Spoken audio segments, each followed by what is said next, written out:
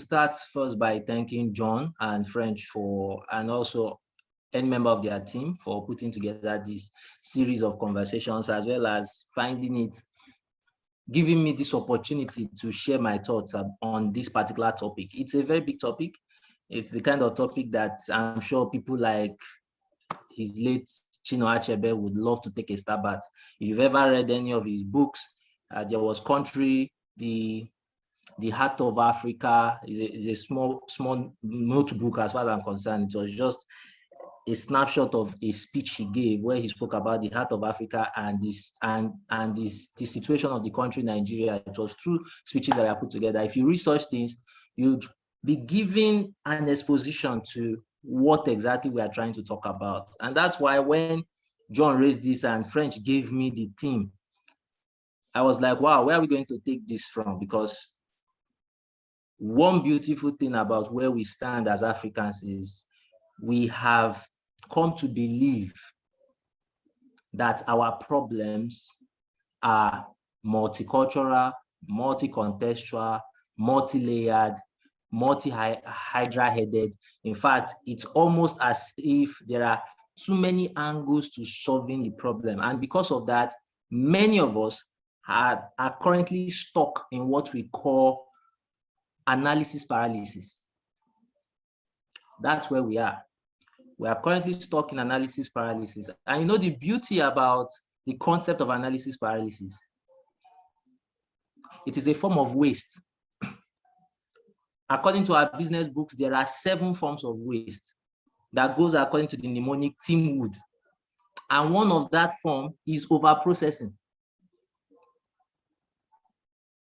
So if you expend more effort than is necessary on any activity at all in your life, now this is a general statement, if I, Chika, expend more effort than is necessary on any activity in my life, it's most likely that I would not be able to gain a lot of traction.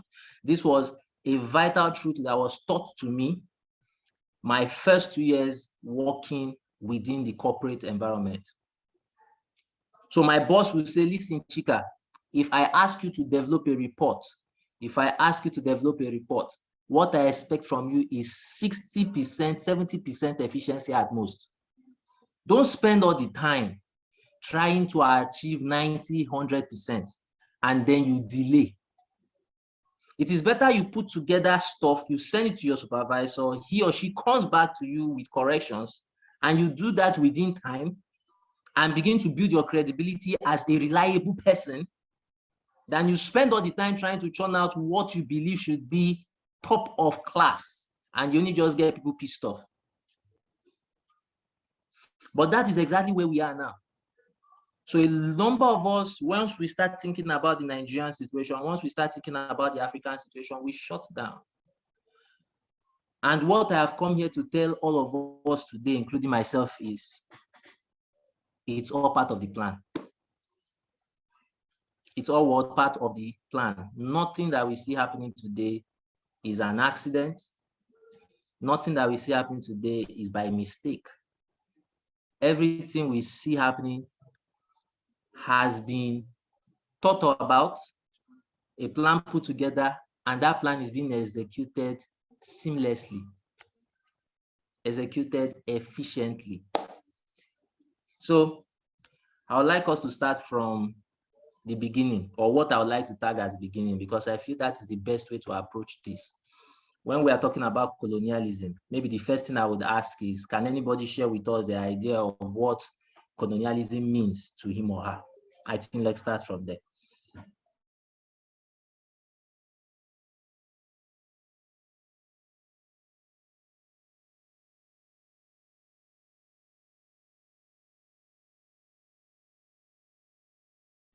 Water.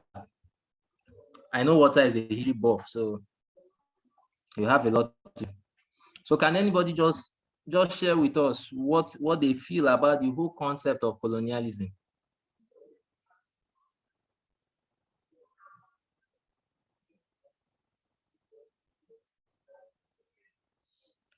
French, kindly build the cat in this case while we wait for others to catch up. Okay, so I believe colonialism is when, a foreign body takes over another place. It can be a country, so a foreign or more powerful country comes and takes over a less powerful country. Okay. So, with respect to the theme that you shared with me, do you think we are still, as a continent, still subjected to the force of colonialism? I believe in certain way because of the level of dependencies that we seem to, display when it comes to certain things, maybe in terms of, production, transforming our raw material. So there's still a level of dependencies that we have towards, more developed countries. So there might be that form of colonial mindset where we believe that we cannot achieve certain things on our own, that we have to depend on someone bigger or someone more powerful to help us achieve it. Okay, so on the level of dependencies, it seems to paint that picture that there still seems to be this shadow of colonialism around us. Okay, so allow me now to just take us back a bit. I would like to call forth, first of all, a man of blessed memory. So it's good that I can fairly assume that everybody here appreciates the Christian mindset, because I believe that's why we started this meeting with a prayer. If there was no prayer, I would have assumed it's a secular mindset, and that would inform the kind of illustrations or examples that I use. He was very known for preaching what I would call the kingdom gospel.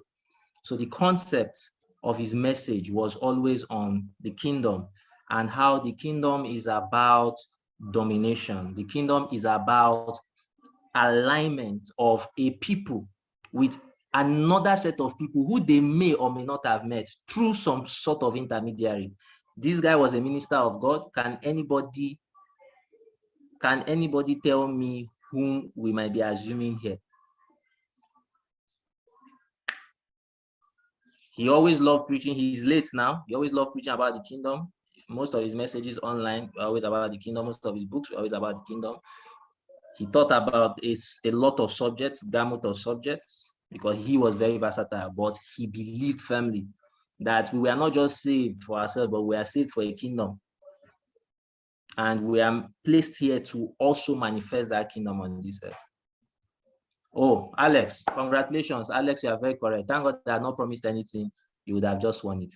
So thank you very much, Alex. Yes, that was of blessed memory now, Dr. Miles Monroe. But the question I want to pose here is, why would a kingdom want to dominate another kingdom?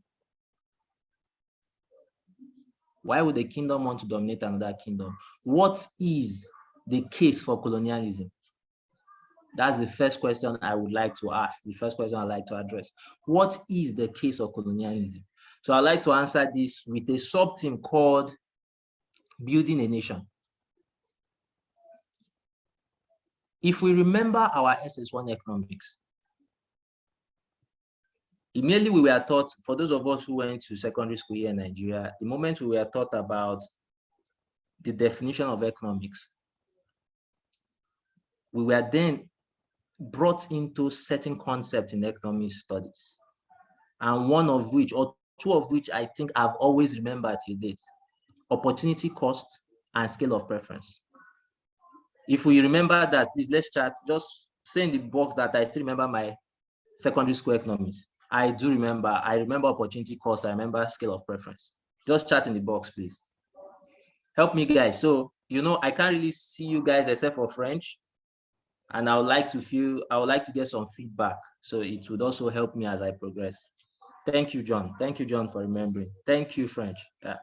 Now, one thing I think those two concepts bring to fore very clearly is the fact that man has what? Man as a concept is filled with what? You can type it, you can say it. There's one thing every man has, according to an economist perspective, and that's what? Anybody remember SS1 economics? If you think about opportunity cost, if you think about scale of preference, try to exactly, John. John, do you work in an economics firm? Yes, neat. unsatisfiable, insatiable wants, insatiable needs. Every man wants more and more and more. And this has a principle even in scripture. Ecclesiastics will tell you about, or is it Paul's teachings will tell you about the pride of life, the lust of eyes, the lust of the flesh. We are always yearning for more. Our mouths are open wide like hell. It's never satisfied. And because man has insatiable needs, one of the first things he realizes is that the resources to satisfy those needs are what? What are they? Yes. Very scarce, very limited. So it's either he applies the scale of preference, which is one way of managing his resources to satisfy his needs. And then the second is to seek for ways to gather more resources. Now the question is, how would a man seek to gather more resources? So we'll then go back to social studies. Now we've gone from SS1 now. We are going back to primary school, right? We'll go back to social studies. And you remember when we were taught the evolution of man. And they tell you about how man started, and there was this being called the Homo habilis before the Homo erectus and the Homo sapien. Now that phase is gone, right? Then they tell you about the hunter-gatherer and then the farmer. Before we then come into the 18th, 19th century with the discovery of the steam engine, and then we now had the industrial age. So you start talking of the different ages and how man evolved in all of that. One thing that you see as a pattern across it, whether man as a hunter-gatherer, whether we are in the fourth industrial revolution, the digital age, the whole thing is man striving to satisfy his needs by acquiring more and more resources. And if you understand the whole of life in this particular perspective, you can begin to see where a number of topics basically derive from. All of the issue of colonialism, neo-colonialism, neoliberalism, Renaissance, anything, religious warfare, cultural revolutions, all rise and fall upon man's insatiable needs and his need for resources to satisfy those needs. So what happened? Man is a hunter-gatherer. As he began to evolve, he realized he could plant. So rather than just go into the forest foraging for what he can find to eat, he could gather them, he could store them. Later on, he realized he could cultivate and then store. After a while, people now began to realize that, hey, listen, what if I wait for another man to plant, and then at night, I go with my brothers and beat him to death and pack all he has planted and go back to my village? Would that not be okay? Or somebody will wake up and say, where we are, we have to trek 1,000 miles every day to the closest stream to take water. And there's a community on that stream. What if I just gather my brothers, walk down to that place, relocate them by force, and I place my settlement there? And instantly begin to see how conflict and violence evolve. Because the resources are scarce and man is always looking for resources. You know, one of the most beautiful conflicts I've ever, because I at times enjoy just reading about conflicts, right? One of the most beautiful conflicts that I enjoy, because it's not very popular, happens to be what we call the Musket Wars in New Zealand. So we had the Maori tribes. They're like the Red Indian tribes in America, or that were originally in America. These guys were just hunter-gatherers majorly, and maybe a few farmers. And for the longest time, there had always been intertribal war, because you are fighting for territory, for gaming territory, you're fighting for power, you're fighting for prominence, on and on. And the war for the longest time was only determined by the tools that they had available. So they had their spears, they had their arrows. Then what happened? Christian missionaries came from America and they visited New Zealand. And they took one of the chiefs back to America under the pretension that he had been converted. They took him back to America to see the main church. And he went, he worshipped in the church. and he went on a side mission of his own to acquire rifles.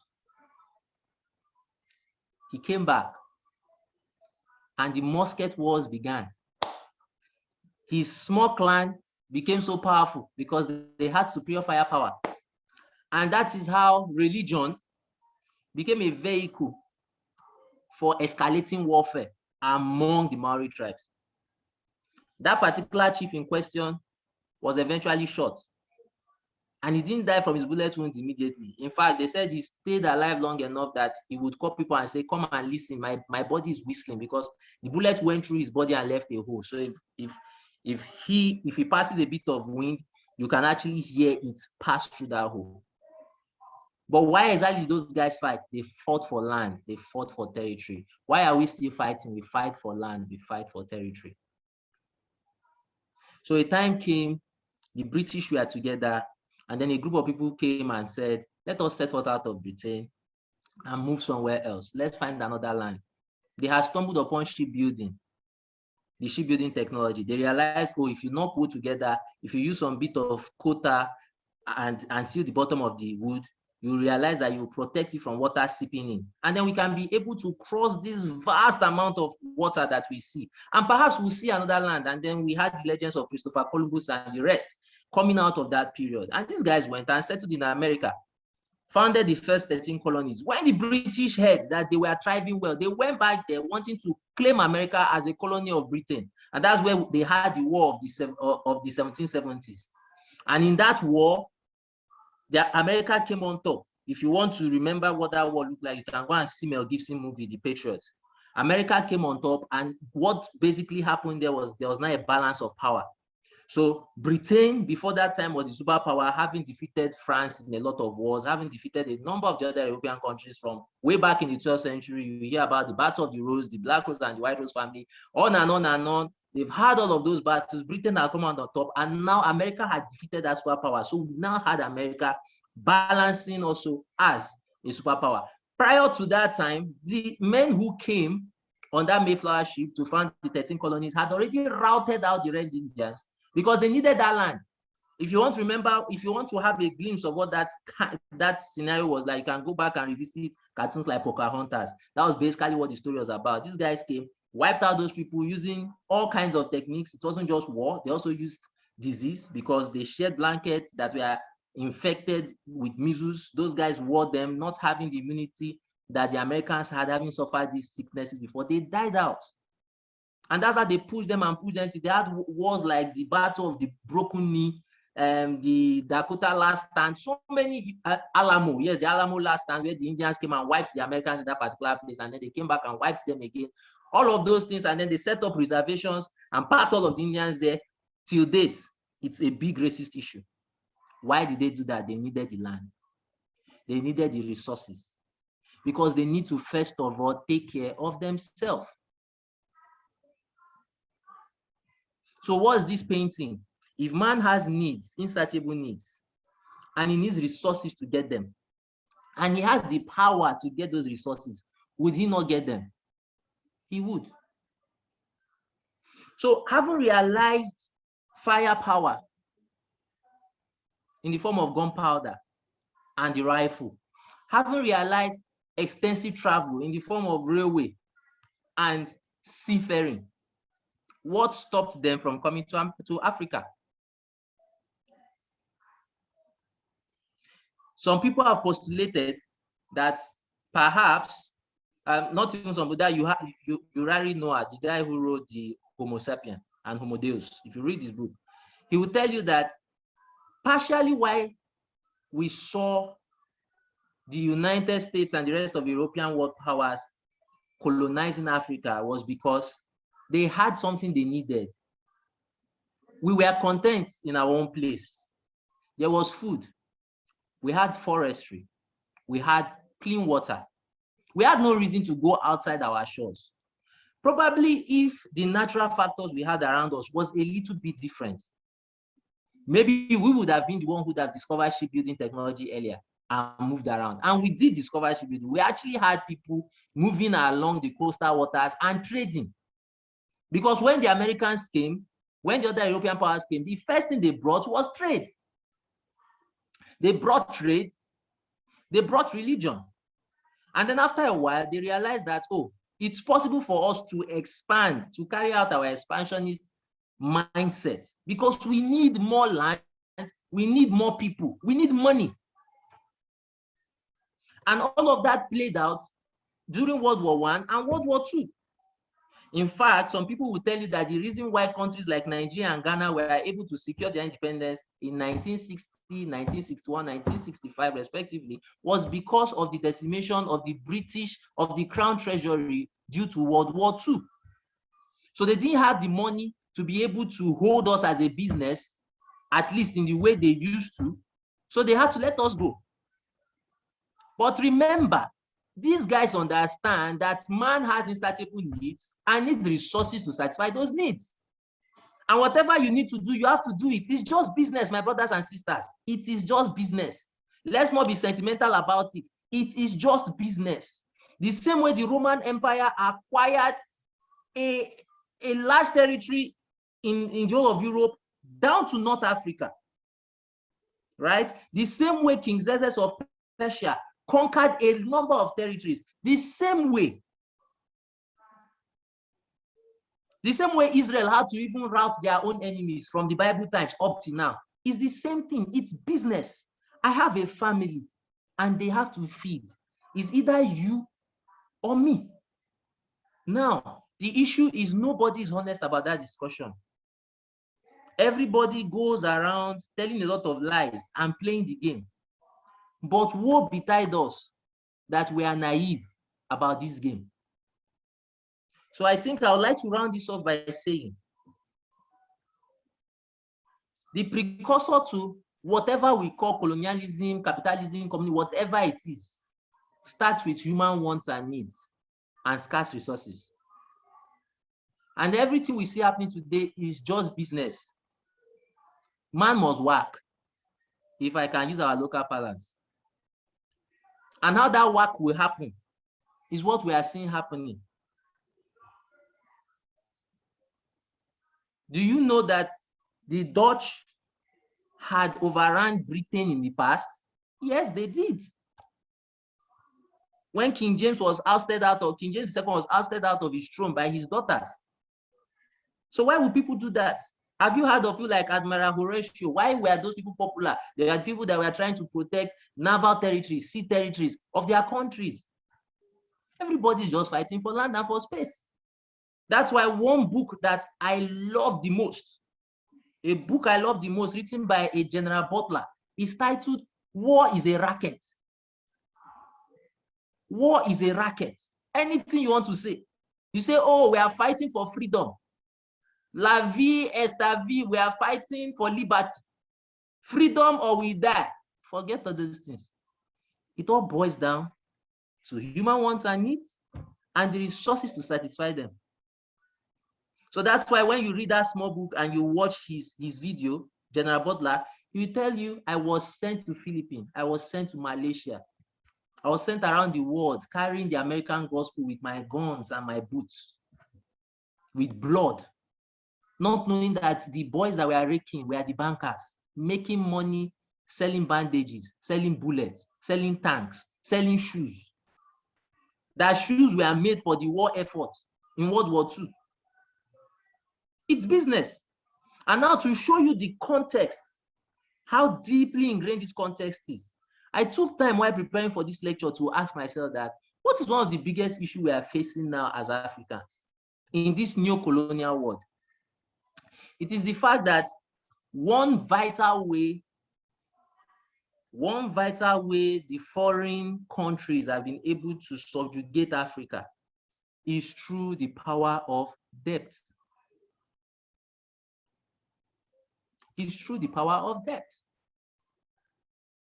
That right now, at least in Nigeria now, we know that we spend almost 70% of our income, 70% of every year budget goes to foreign debt payment every year. How then do you expect us to make do of any capital infrastructure? Where would the development come from? This is the kind of things that Eric Toyson a great historian who is still alive today, keeps shouting about that. Let us stop being hypocritical, saying we give Africa aid, we give Africa loans. We are constantly subjugating them. Because when you collect all the money with incredible interest, asking them to devalue their currencies over and over again, making sure that they don't have money for any capital restructuring or any form of infrastructure development, there is no way Africa can develop. And you know the biggest scam ever, the biggest scam ever that I just discovered is that the International Monetary Fund and World Bank are one and the same thing. Both of them were founded in the same day by the same meeting. The International Monetary Fund Bank, the International Monetary Fund was set up to ensure that first, they are able to supply short-term loans to countries that have deficits on their payroll. That's one. Secondly, they are also to ensure international trade, because they felt that, learning from the depression that happened in the 1930s, that when there was a depression, what everybody did was they employed what they called protectionist reforms. So people did not want to trade with outsiders. Everybody just wanted to lock up and hold whatever they had inside. Now the IMF is supposed to be like an arbitrator to ensure that that does not happen. So part of the plan when it was first set up is that first, the dollar was going to be the gold standard for which every other currency in the world will be fixed. And you know why it is possible? Why? Because the two people who founded the IMF and the World Bank was first a United States secretary, a US Secretary of State, and then the British finance minister. And then they had that meeting with representatives from 44 countries. The question I ask is, was any African country represented there? For where? They are not. The World Bank was set up to provide loans for reconstruction programs for all the countries after World War II. That was the plan. The plan was, let us do a Kowe. That's what it was. 44 of us, let's contribute money together, put it in this institution. We then use the money to help ourselves. Now that particular phase is over. Now they are using the money to give it to developing countries and keep them developing. And that's why that's why it seems like the Western countries hate China, because China is doing exactly the same thing they are doing. In fact, they are undercutting them. And if you look at it, there's no need to be sentimental about it. It is just business. It's business. If you're a loan shark and you are collecting 25% from anybody you borrow money from, I then come and say, I will give you 15%. It's business. We are all here for profit. So if we want to correct things, I'm happy that your last series you spoke about transformational mindset. The transformation here is that first we need to stop being naive. The problem of Africa is not corruption. The problem of Africa is not even leadership. Because you would understand that if people are willing to intervene in world systems to keep things the same, there is nothing they won't do, including making sure that the right kind of leaders are there. Don't forget that during the time British was actively colonizing Nigeria, we had both direct and indirect rule. What does that mean? Direct rule, isn't it? I have British officers that would be with you, embedded in the community to drive our policies. Indirect rule is, okay, since people don't want to see our face, we are going to get people from among you who would be working in proxy. And it is in fighting those people that we, at least people within the Southeast, have suffered a lot. The Aba women riot of 1928 is because of it. You increase taxes as a white man, but you are sending the black man to come and report. And then because the black man comes from my village, I say, oh, guy, you cannot collect more money from me. What is wrong with you? Because I'm not even sure if the black man is not also padding the message that he has been sent. Because that happened a lot.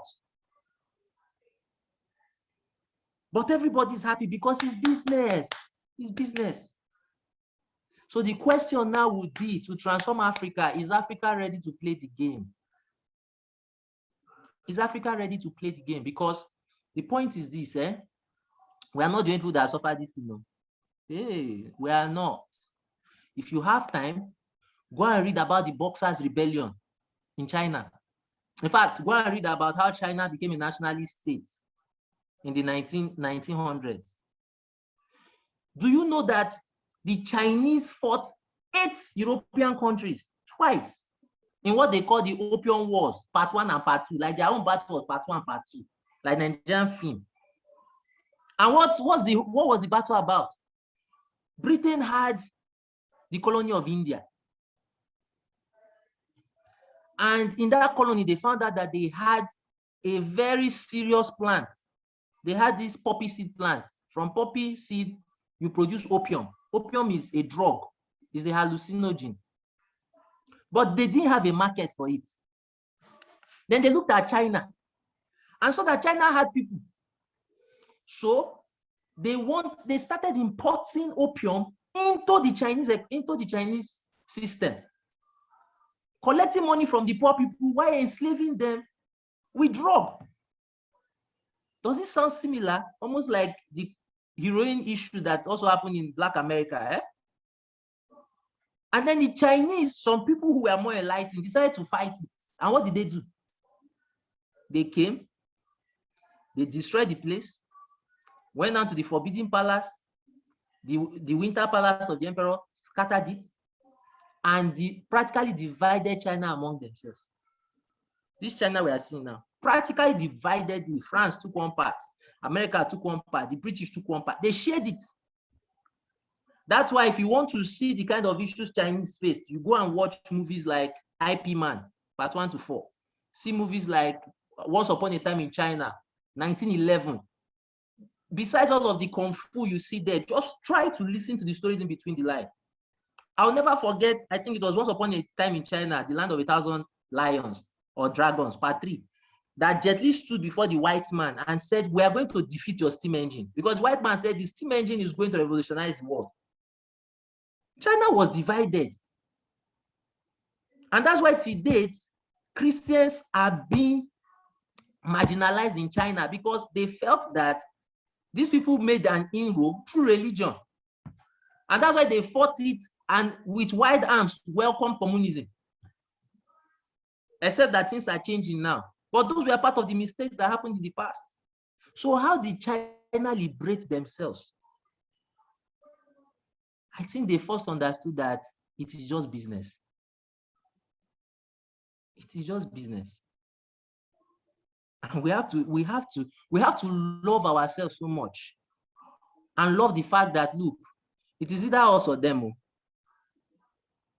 And begin to strategize along those lines before we can begin to make any headway.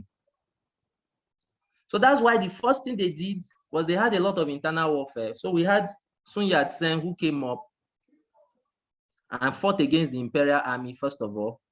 They conquered the Imperial Army, had a compromise with the Imperial General who first ruled China. Before he gave way, then Sun Yat-sen came in. Then after Sun Yat-sen came Chiang-sen, who happened to be from the Nationalist Party. Then we now had men like Chairman Mao, who led the Communist Party, ousted the Nationalist Party, and then started communism, the CCP within China. And he made a lot of mistakes, yes, but one thing that I think worked well for them was the Communist Party aligned with the masses. They aligned with the poor people. You see, an article I was reading today said, in every revolution, right, in fact, in every development, especially within the context of colonialism, there are always two classes of people. You have the moderate elites, and then you have the impoverished masses. The moderate elites are ready to cut deals with whatever foreign powers just to ensure that they still remain comfortable. But the impoverished masses want everybody out of the way so that what is theirs comes to them. What I'm asking is, how can we use that ideology to create a special solution for our own case? Because that's what China did. After Chairman Mao left and handed over to the next person, right? One of the first things that guy realized was that there was no way China was going to play in the world market if the only resource or the major resource she gave to the world was just her people. Because everybody always wants to take over China because China had people that can do the work. So the Mongols, all of the Mongol invasion, the Japanese invasion, all of them, they want that land, they want those people. So what was the first thing he did? He put together a number of reforms that basically were liberal, in fact, more liberal than the Chinese philosophy would allow. And he did what? Sent people out of the country into diaspora. Go and learn what these people know and bring it back to us. And that fashions a pattern, because I realized that it didn't just happen in China. It happened in Russia, because the Communist Party that came up in Russia, led by Lenin. So first of all, I am in no way partisan to the communist ideology, right? I'm only just picking the broad strokes, what I feel, some principles that I think actually worked well. Lenin came from diaspora into Russia to kickstart his movement, while Stalin was a local. And between the both of them and the rest of the Politburo of Russia, they brought Russia to where Russia is today. Whatever anybody wants to say. So the first thing we need to understand is, look, we all have human wants and we need resources. And whatever we think has happened to us is simply just man trying to be self-preserved. Now, are we ready to play the game? Are we ready to also deal with this as a business? If we are ready, what are the gaps we have? Perhaps this is the time we should start having more active diasporan programs. As a nation, I think we should start doing that. Sitting down and saying, how can we create a bridge between local Nigerians in Nigeria and diasporan Nigerians in diaspora? And not just because we want their money. No, not just for remittances, but for this kind of strategic conversations. Because part of what will be needed, there are different things that are going to happen, but one thing that will be needed is consistent conversations like this, forums like this everywhere with people talking. Why? Because when you have people embedded in every system around the world, that's why the Jews are very strong. There is no system you turn to that they are not there, firmly embedded forerunners of that particular system. So when it was 1948 and it's time to create a state, there were men who had money.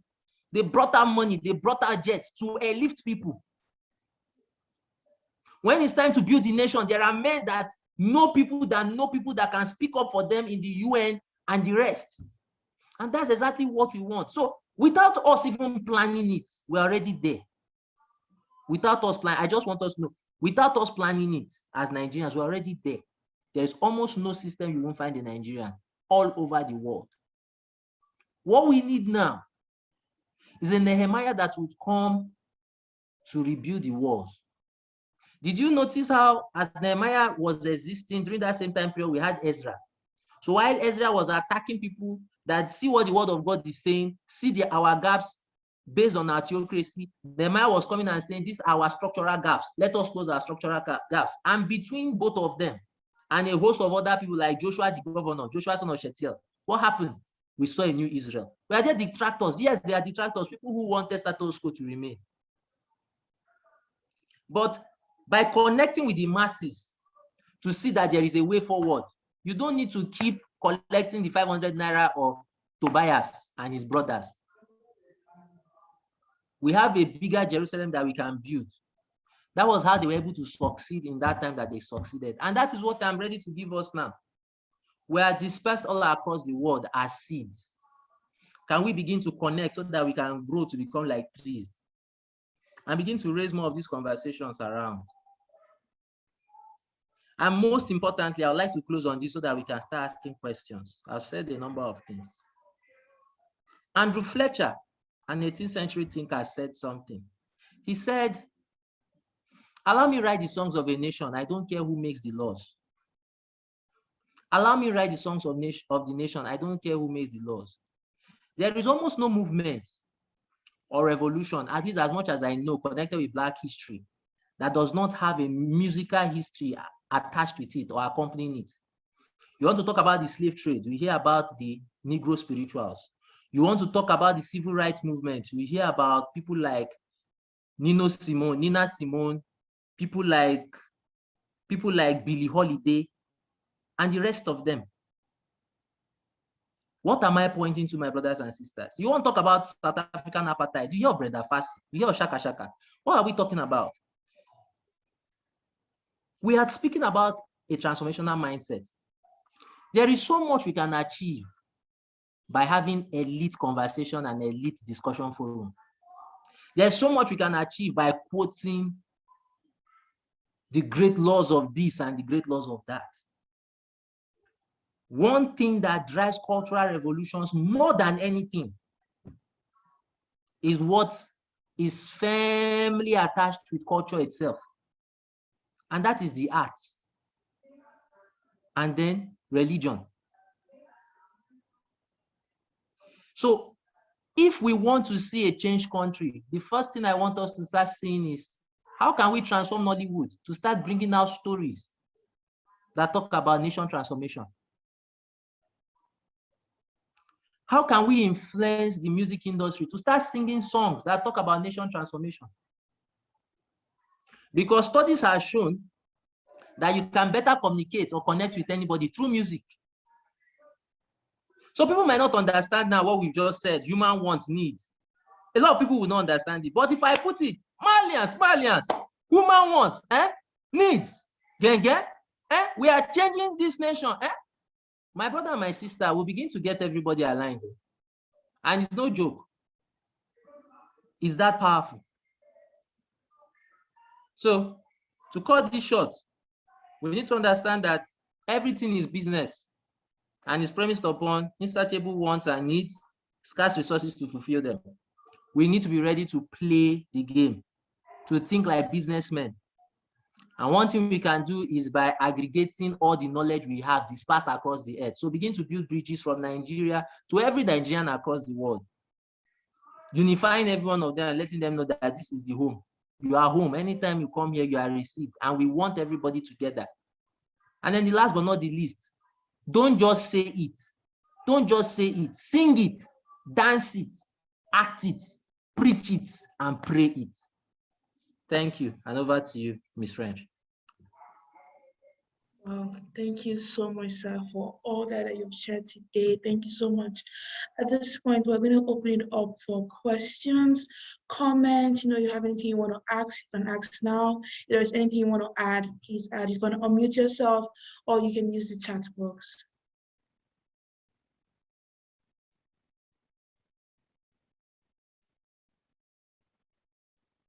Anybody with a question or a comment?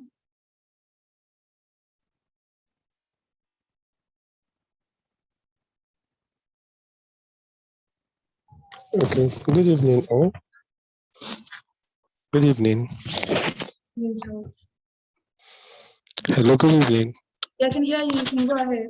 Okay, so just to first say to thank you to my brother, my friend Chika, for an enlightening session. I mean, like Chika has, I don't know if it's really me, but I know Chika has raised so many points that, in fact, for me, it's apart from a wake-up call, it's for us to even, and okay, so even in light with so many of the other,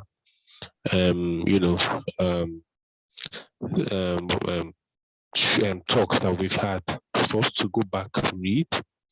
The way they're saying that readers are leaders, and if you do not read wide, if you do not study other cultures, you won't get a good grip of how to better grow your immediate environment. I will just add my own quota to some of the things that Chika has said, and even in line with this topic, breaking the colonial mindset. I don't know if I'm audible. I feel like I'm talking to myself. I can hear you. Okay. You are, sir. Okay, thank you, sir. Okay.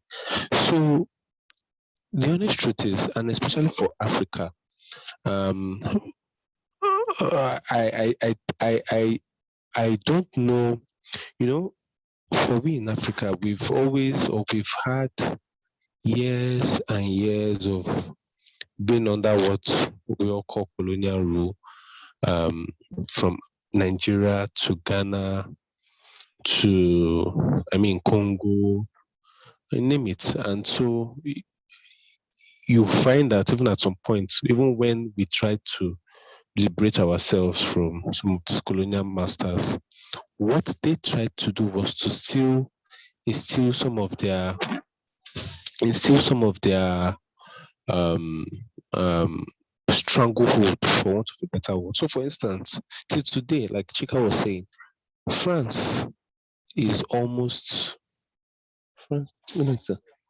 France is almost a new country if they do not have Ivory Coast and if they do not have some of these French colonies. Belgium, you go to Congo and Co. Nigeria is still largely a British stronghold. Just that we do not see it. But if you read through, if you heard of this Katrina Lang, you of Britain, you would come to find out that there's so many things that are going on behind the scene. We just look around and say, oh, leaders acting and all whatnot. And then this stranglehold that they've had has permitted into our mentality without us knowing. Um, so I gave an instance of, you say, okay, I can give a close instance of a country. I don't know if how many of us might have heard of um, Patrice, not Patrice Lumumba, sorry, Thomas Sankara. Thomas Sankara of Burkina Faso. The British, or I say the British, the French at the time, in colonizing the country, gave the country called, then they used to refer to the country as Upper Volta. And so what they would do was basically to just go take people from what they call it, take people from Upper Volta to their country to become slaves, house helps, and all whatnot. But you need one radical person. Well, the word might not be radical, but a revolutionary mindset. And so in this case was they like somebody like Thomas Sankara. And of course, he had traveled wide, he had read wide. It's funny, when Chika talked about even art, he was one that liked singing. The national anthem of um of Burkina Faso, as he later named it, he changed the name. Changed the name from Upper Volta to Burkina Faso. The national anthem, he wrote it, and is what they use till today. The former one-time president of Ghana, J.J. Rawlings, was an artist. Many people do not know. And so this is just to touch on what Chika talked about when he talked about art and some of those things. And so he tried to, radically change his people. Well, not through force, but through education, and trying to show them that, look, if we keep depending on these people, he talked about debt. Chika talked about debt, and that is what is holding a lot of us, especially Nigeria, even till today. Sankara, when he was talking about it, I was like, wow, Sankara talked largely at the OAU. You can check it, 1987, talked largely about debt. Once you're in debt to these people, they would always want to gain access to your resources, gain access to your minerals. Was it not the president of Ghana? So I think it was early this year or so. Ghana will always, Ghana is famed, apart from gold, they're also famed for cocoa. So before, they used to export cocoa to Switzerland. Switzerland will make chocolate and then send back. But this time around, what's the name of Ghana's president? I've forgotten the name. It's just kept my mind. He said, look, he looked at Switzerland president face to face and said, look, we are no more. It's on videos on YouTube. We are no more exporting cocoa anymore. We want to produce chocolate here. We want to, in doing that, we also grow reduce unemployment rates, grow our resources, grow our reserves, And so what I'm saying in essence is this. The colonial mindset is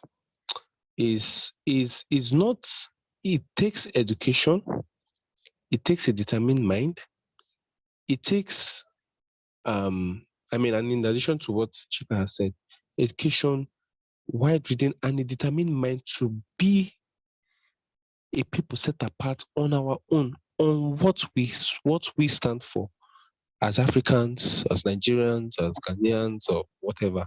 In this case, as Nigerians, for instance. As Nigerians, for instance. Yeah, so I wish I could, I wish I had more time, but let me just, so I don't take so much time to use the floor, but just say thank you once again, Chika, and thank you once again, Team Renaissance.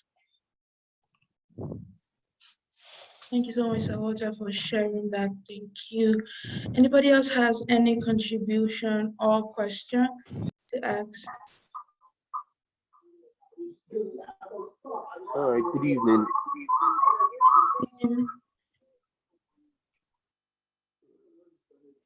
Okay, good evening.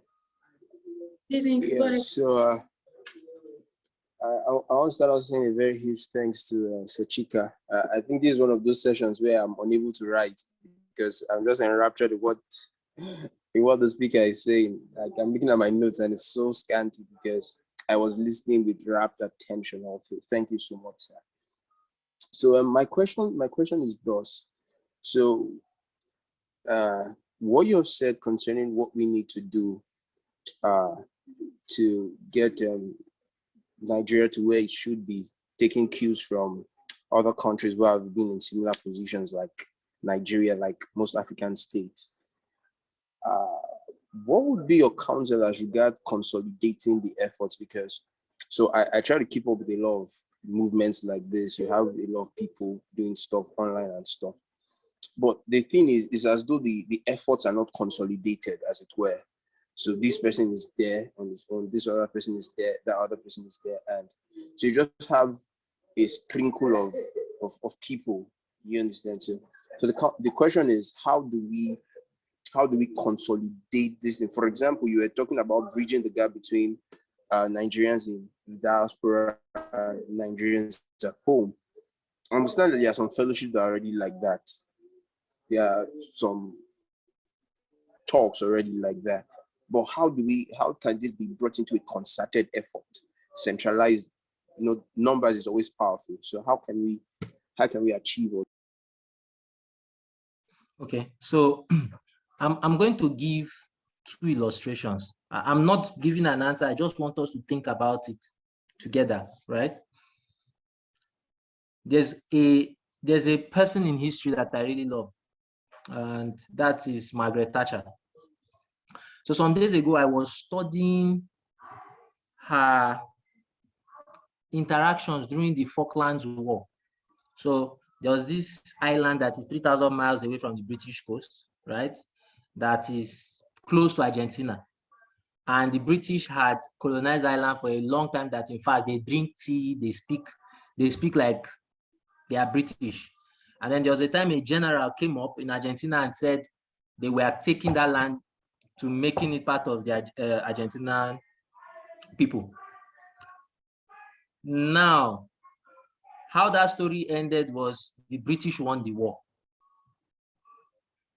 But deeper than that was the fact that prior to that time, Margaret Thatcher was already failing as a prime minister in Britain. She came in promising change, that the Labour Party had caused increasing unemployment, increasing inflation, and they were coming to turn it around.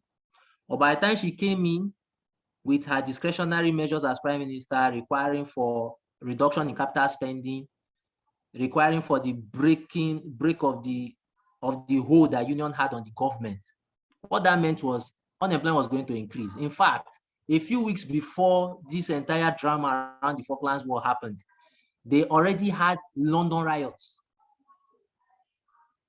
And the entire situation looked really there. Then that happened. And she was able to galvanize action because she had something that every leader prays for. a crisis. If you've ever read the book, Our Iceberg is Melting, that's what John Cotter tells most business leaders. If you want to galvanize action in your industry, in your organization, create a crisis. So they had a crisis, they had an external enemy that she was able to focus the attention of all of the British against all of the issues that they were having internally. That, see, this is an enemy. The ships and gunboats of Argentina. Let's go, let's go, let's go.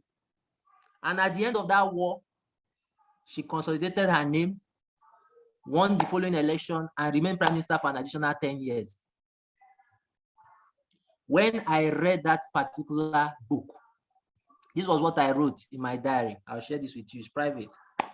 And what I wrote was this: when I become president of this country, my number one goal, is not even to give light or road, all those small things, no. Is to win World Cup and Olympics the same year. Why? Because I have found out that there's almost nothing that galvanizes the Nigerian nation, home and abroad, than sports. That's my own personal inference. I might be wrong.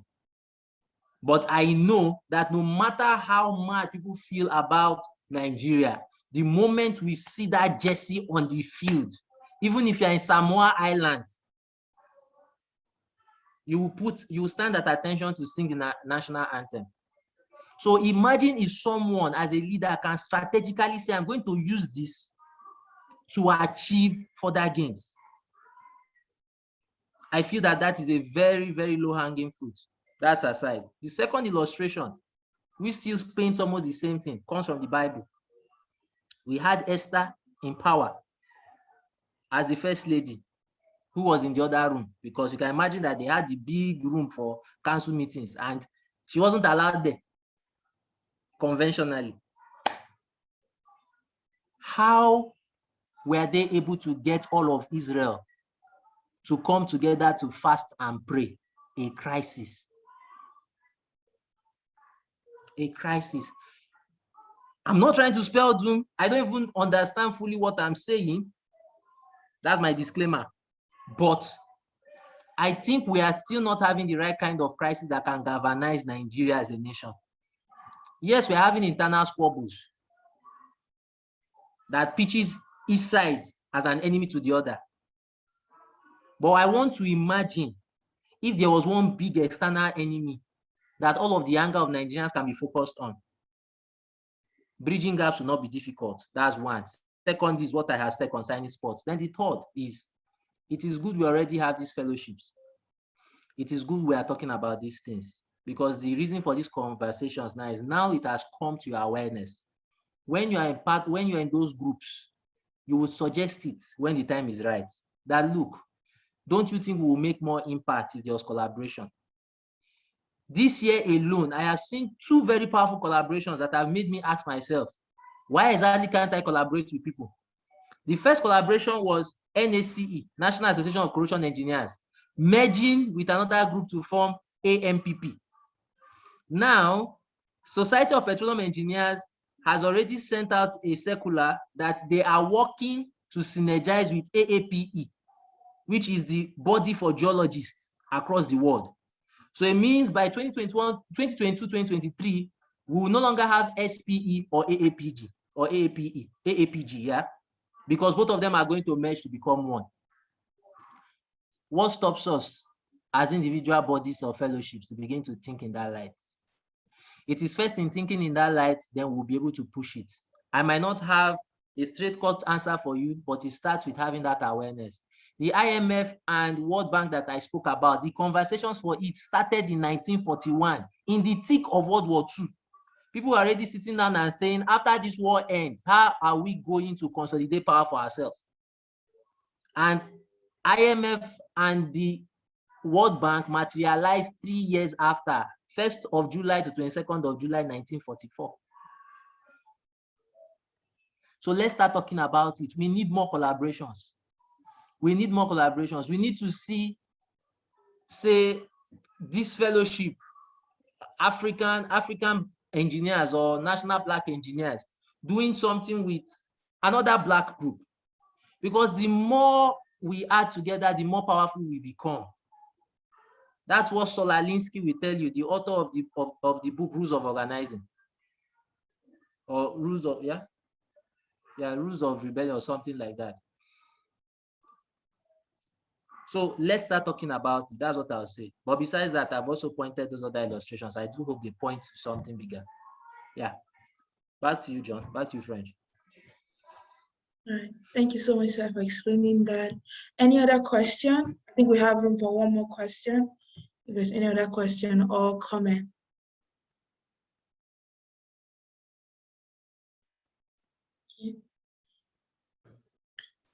Okay, thank you so much, my Oga. I came a little bit late. I had a meeting, and I enjoyed the session. I think primarily the journey starts with enlightenment. I told a professor recently that the world is the more you look, the less you see. For you to really understand the world, you need to bed down and study. I've read a lot of articles about China. I came in when he was talking about China and Africa, a lot of Western inspired articles that painted them as demons. I remember my comment then. I said that these people are not mad at China because they're doing something horrific. They are simply mad because China have learned their game and they're doing what they did.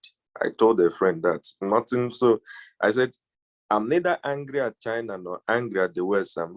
It's the people that let themselves be stupid enough to allow these guys play games with them that I'm mad at. They are doing the same thing. You are mad because they have come to share the food you've been dividing for how many years, and then you are mad at them. But for you to really spot these patterns, the world is basically a game of patterns. You need to understand how things work, and it's something that is lacking in our generation. Unfortunately, I don't know how it will happen, but I think we are raising a generation that are worse than the past generation. I have been privileged to, I don't know the quality of education we are receiving now, but the quality of education, that's why self-education is very important currently. The quality of education we have now is such that I actually heard that they're trying to take history out of schools. I don't know if I'm right in Nigeria. I don't know if I'm right. I heard that. Did recently. they teach you history in school? When I was in secondary school, yes. You went to a good school, though. I never learned history in any school. Yeah, I was taught history. For the longest time. SS1. And it's intentional. It's actually not a mistake. It's actually an intentional craft. There are people advising the people, because it was British people that said, when you take a man out of his roots, he remains hanging. So take him away from his history. You have a man hanging without any understanding of whatever is happening around him. So it starts with enlightenment, reading, understanding how the world works. It was through Mohammed Yunus.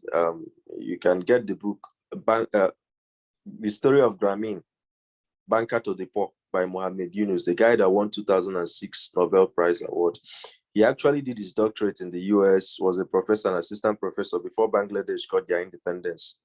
And he went down to Bangladesh. He left US. He was, in fact, you were saying something about collaboration. Excuse me. During the time Bangladesh was fighting their war to separate from either India or Pakistan, the guy was in the US. They formed an association in the US, an organization of Bangladeshis in the US that were like a pressure group on Washington during the war. They were not there in Bangladesh, but they were mounting pressure on Washington to influence the situation of things back home. After which he returned home, and he was a professor for some time in Bangladesh. Poverty was killing their people. He couldn't continue, like the discrepancy between theory and practicals. So he left and decided to work with the poor. That was how Grameen started. Now, the man analyzed in that book how all these aids you hear about, World Bank aid, IMF aid, how they go about those aids. And you realize that those aids are never given to you for you to be better. No. the more you take in those aids, the way they structure the disbursement of those aids and how they implement them is such that you will remain poor at the end of the day. In fact, you'll be in debt, you will remain poor, you will never develop. Check all the countries that have been collecting loans from them for how many years that are still developing till now. So it starts with knowledge. Talk about these things, like you said, when you find yourself with some friends, talk about these things. Last weekend, we had my school, people graduated around the US. So we had some Nigerians come for a particular girl's graduation. So we sat down and we are talking about things like this, the issues with Nigeria for almost 4 hours. In fact, the man, his wife, and his kids could not go for almost over 4 hours. We are talking about it. So talk about these things. When you meet your friends, what do you guys talk about? Issues like this should come up. And concerning collaboration, I think one of the biggest fears people have is who to trust.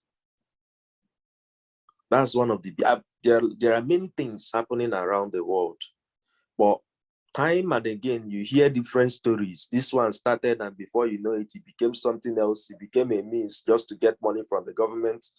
We need selfless men, and I hope God will raise some of them. It could be in this meeting that God will raise selfless men in different parts of the world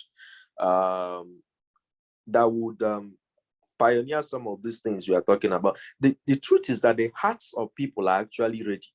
I've met a lot of persons in the US that wish they can do something. They just need a push. They need a focal point.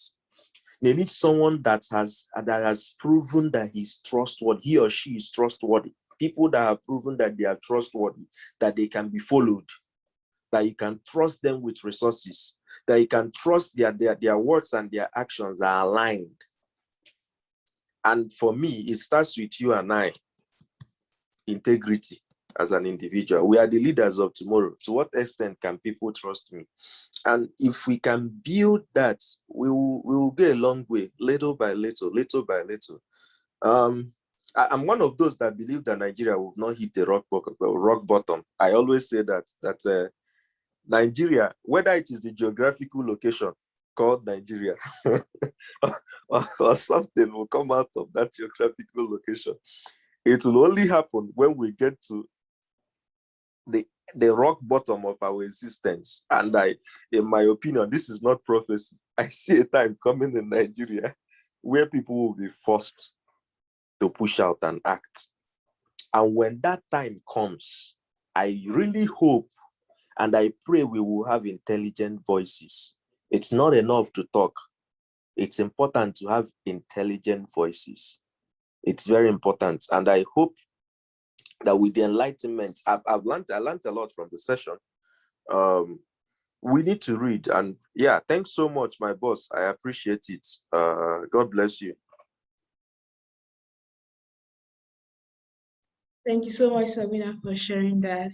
So I think that is the last comment or question that we can take for today. But before we go ahead, on behalf of everyone and the Renaissance for Excellence Initiative, I want to say a big thank you to Mr. Obani.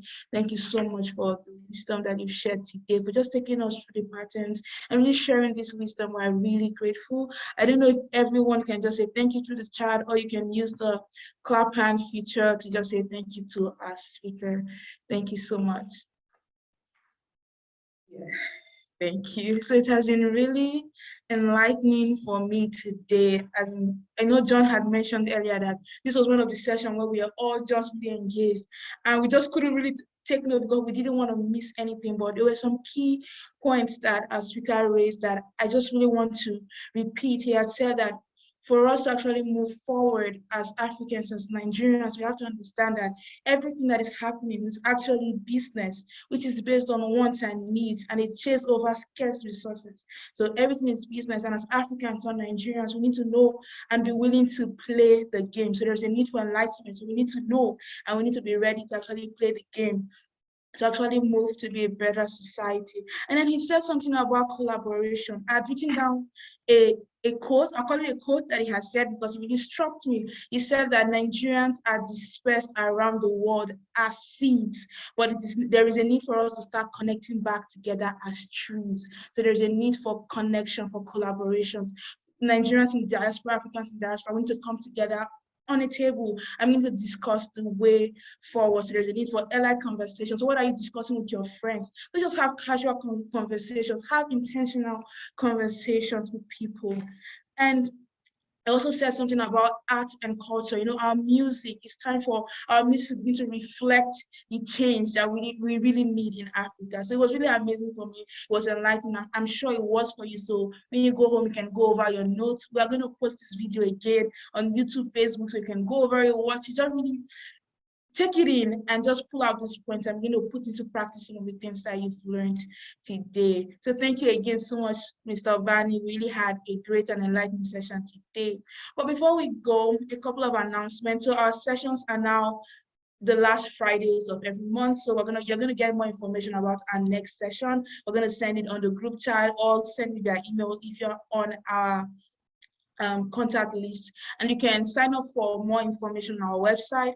I don't know if Johnny is there. You can put the link to our website on the group chat so you can find out more information on the projects we have going on our website. You can follow us on Instagram, Facebook. All of the links are on the website. It's rexinitiative.org, O-R-G, I believe. So John, please, can you put the link? Yes, that is the link on the chat box. So go on there and you can see everything that we have going on. Also sign up for our newsletter. We have a newsletter coming up very soon and a podcast, and it promises to be very, very enlightening. So sign up for that too. So thank you again, everybody. Really appreciate your time. We know it's a Friday night and most of us tend to be busy, but you took our time to be here.